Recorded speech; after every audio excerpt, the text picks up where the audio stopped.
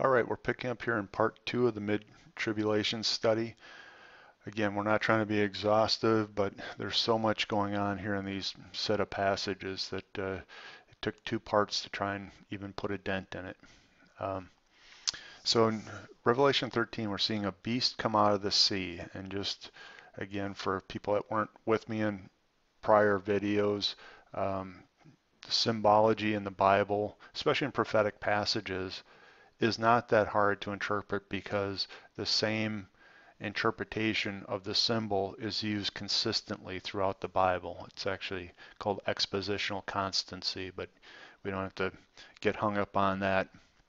And a lot of times you see the definition of the symbol used fairly close within the passage or just prior to the symbol being used. And so a lot of times the Bible itself defines in close proximity a symbol to when it gets used. And so the sea in this case we'll see is generally representative of the peoples and the nations, not specific to any one group, but generally the peoples and the nations. So the dragon stood on the shore of the sea. And we probably need to talk about the fact now we saw in Revelation 12 that the devil was kicked out. Um, let's see if we can find it quick here. Uh, yeah, here we go. War broke out in heaven. Michael and his angels fought against the dragon, and the dragon and his angels fought back, but he was not strong enough, and they lost their place in heaven. And the great dragon was hurled down, the ancient serpent called the devil and Satan, who leads the whole earth astray. He was hurled to the earth and his angels with him. Okay, so that's really important context as we get down here because we see now the dragon is on the earth. And let's just cut through all the symbology.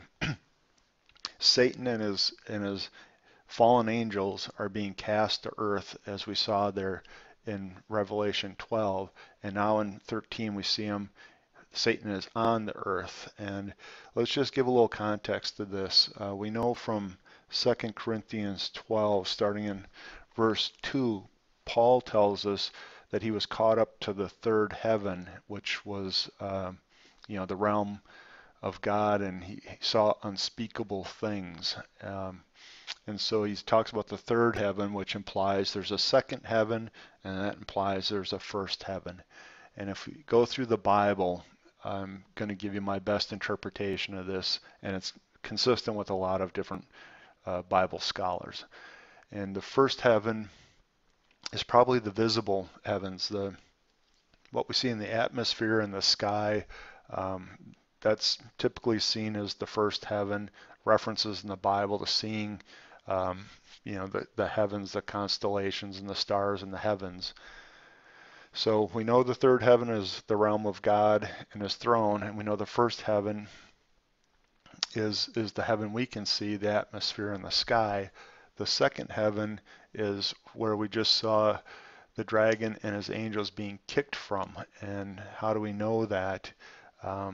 It's referenced in a couple of places, but you see it really clearly in Ezekiel 28 and the power behind the king of Tyre. And we see it really clearly again in Daniel 9. It was the angel Gabriel that was sent from God from the third heaven to go talk to Daniel and give him the prophecy, but he was held up by the king of Persia. And so the interesting thing here is that it appears to be that we know that Satan got dominion of the earth at the fall of Adam, and we know he took a third of his angels with him. Well, where are they? They're in a realm, and a lot of people, Bible scholars now, are convinced that heaven is not just some ethereal place, but it's actually the next dimension. So we literally could have the dimension of Satan and his fallen angels being in control of the earth, and it's being pictured here by the power behind the king of Tyre in Ezekiel 28. And again, we could see the angel Gabriel being held up from communicating with Daniel because he got caught up in the evil realm of Satan and his angels in the passages in Daniel 9. And so I think it starts to tie together things we're learning in science, that we know that there's physicists say there's at least 10 dimensions. Clearly then, if we're not visibly seeing angels and demons and whatever, when we look up into the sky, we know that there's some invisible realm that Satan and his angels are being kicked out of. And so I think that starts to bring together this notion of Satan being kicked to earth. He's coming out of the second heaven, coming out of that invisible dimension, and now things are getting very real down here. Okay, and now the next part. He had 10 horns and 7 heads, and 10 crowns on its horns. So 10 in the Bible not only represents the numerical number of 10, but it also represents earthly power and control. And so we have 10, and horns reinforces the fact of power. And so we've got 10, and a lot of people will say these are going to be earthly regions that are controlled by 10 would-be kings, and we have plenty of references to that, both in Daniel 2. The imagery that's given there definitely says there's going to be 10 kings that support the Antichrist in the end times. We see it again in Daniel 7, where that imagery is repeated, and we see it again here. So we've got 10 regional powers. They have crowns, so they're behaving like kings. And their horns, and so they're rulers, and each had a blasphemous name, so they're against God. And there was also 7 heads, and we can't really delve into that a lot, but we see down below here where one of the heads gets this fatal wound, and the fatal wound gets healed. So Satan loves to copy God. You see this over and over again in the Bible, where God has his program and Satan is constantly copying it, having his version. So where God has God the Father, Jesus the Son, and the Holy Spirit, Satan is Satan, quote, the Father, the Antichrist is the Son, and the false prophet is the Holy Spirit, and they try and operate the same way. Well, here we've got a potential resurrection from a fatal wound, and this is the Antichrist being resurrected as sort of a false copy of what went on with Jesus. But there's a lot more to this in the 7 heads. I'm not sure if I said this earlier, but you can't separate the king or the ruler of an empire from his empire, and that's true in the Old Testament times in the Bible. And so some people say what's being pictured with these 7 heads isn't just the fact that we've got the one head that gets healed and is the mock resurrection like Christ, but the 7 heads represent 7 empires back through time. I'm going to leave that for now, but there's some tantalizing details that we'll get into a future video that kind of support some of these thoughts. Okay, and who can wage war with this beast? And so it's all powerful, and it's down here in the next set of sentences. It's blasphemous, so it's against God, and it exists and has authority for 42 months. And again, we're just getting hammered with the fact we're in the mid-tribulation time frame. 42 months is 3.5 years. We have 3.5 years left to go. Okay.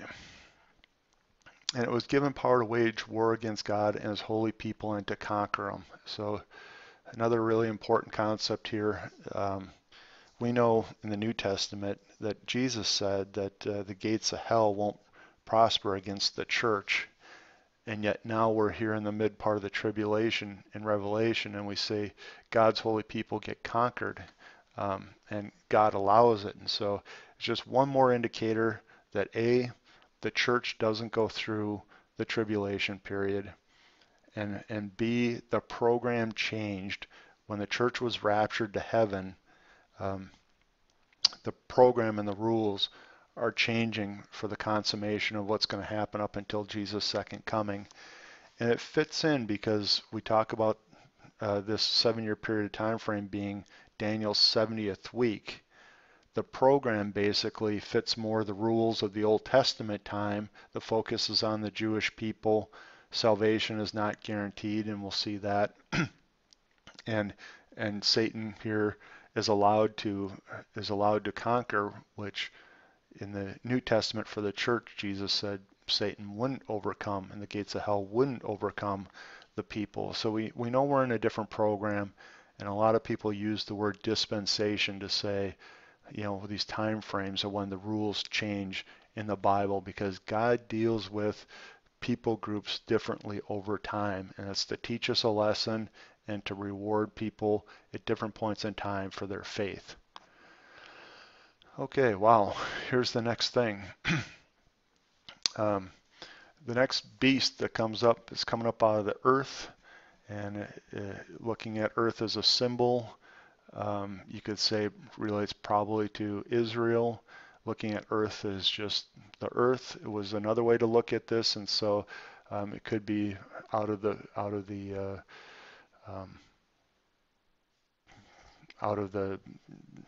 pits below earth or out of hell, but there's two different ways I guess people try and interpret that. And the second beast comes up and has 2 horns like a lamb, but spoke like a dragon. And so this is really interesting. This may be pointing, the lamb is always symbolically in reference to Christ, so Christianity. So it looks like the lamb, and it's powerful. It has horns, but it's speaking like the dragon, like Satan, and exercise all authority of the first beast on its behalf. And so it's satanically energized. It's pointing to the Antichrist and Satan. And it made all the earth and its inhabitants worship the first beast, and that's the Antichrist who had the fatal wound that was healed. Now this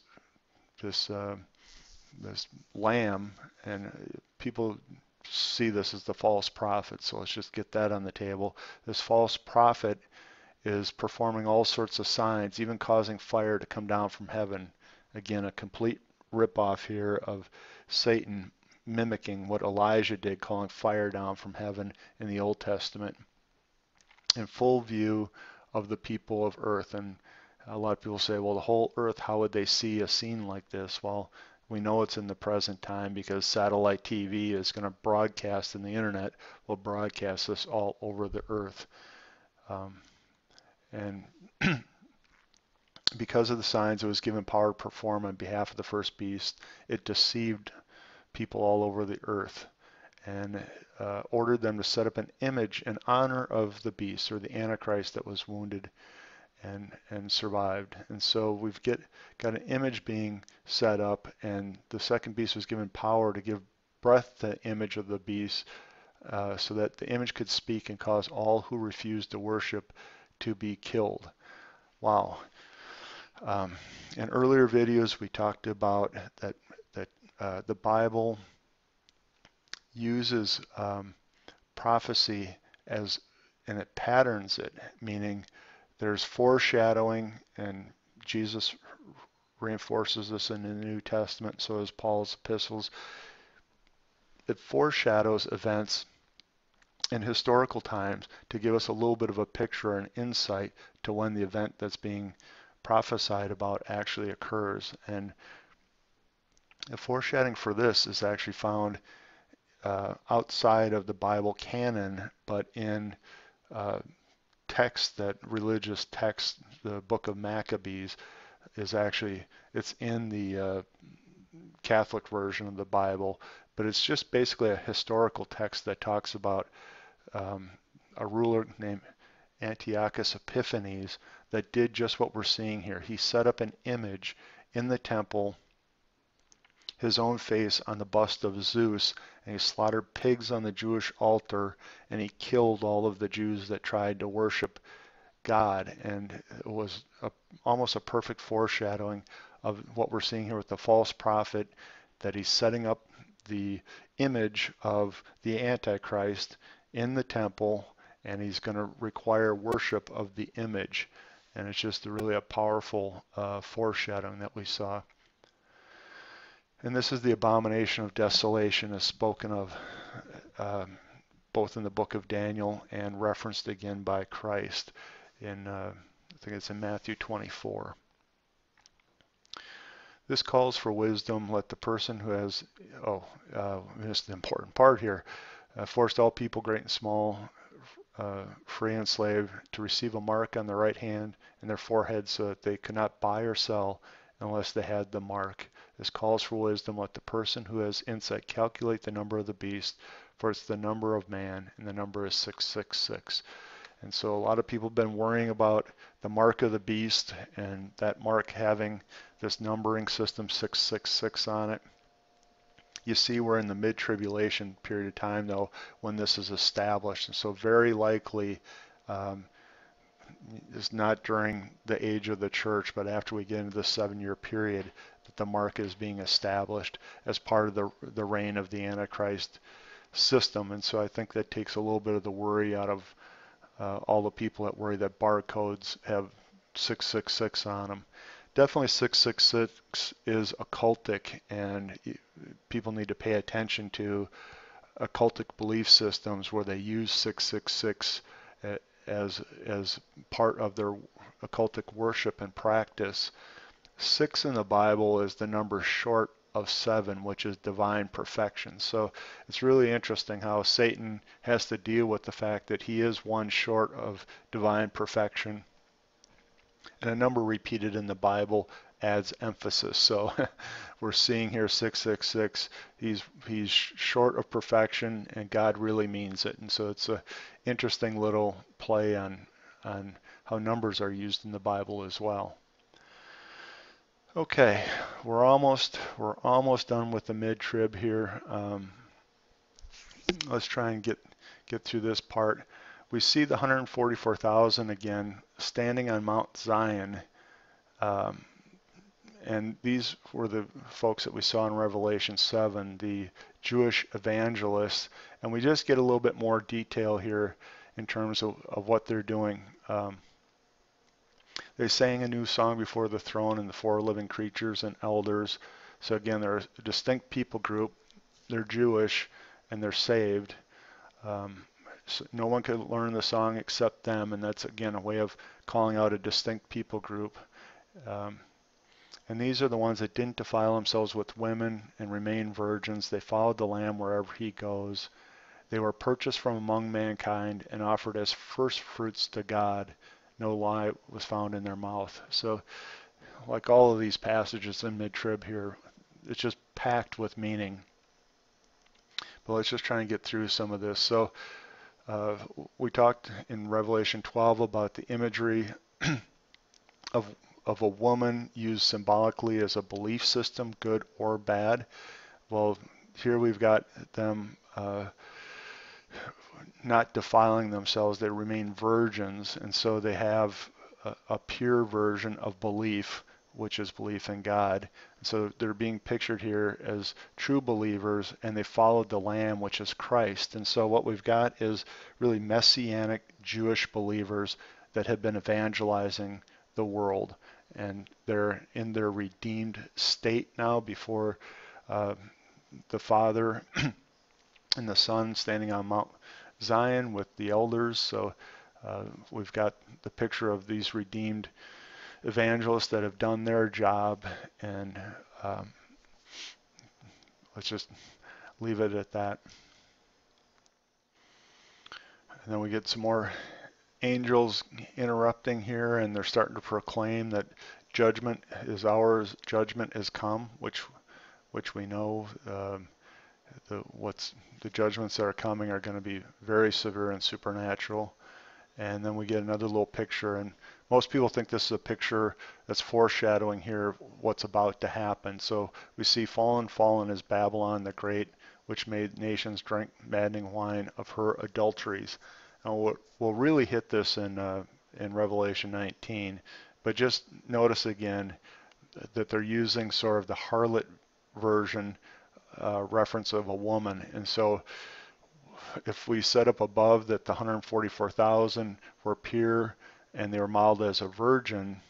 And here we've got Babylon the Great, and it's causing adulteries. We see the reverse, where this is the impure religion, this is the adulterous religion. And again, if you go back in Old Testament times, God the Father made a covenant with the Jewish people, and he viewed that covenant in the lens of marriage. And so when they were faithful, they were his virgin bride, and when they were unfaithful, they were harlots and running after, and used whoredom and all sorts of words to say that they were running after false gods. And that same, again, imagery carries forward. It's constant and consistent throughout the Bible. And so we just have another picture here of the pure virgin with the 144,000 being a faithful belief system. And we get a little insight here of harlotry and adultery of Babylon the Great, this false system that's being worshipped across the earth.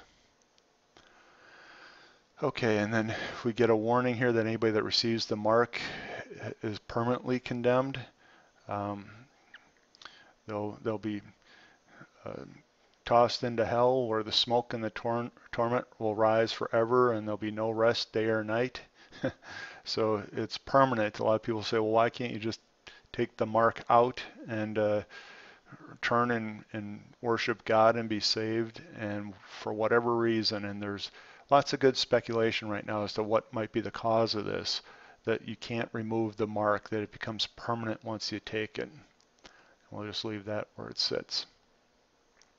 And the last part of this passage is the trampling of the winepress. And again, this is probably foreshadowing, like the prior passage, about what's going to happen at the time of Armageddon, the trampling of the winepress and the blood up to a distance of 1,600 stadia.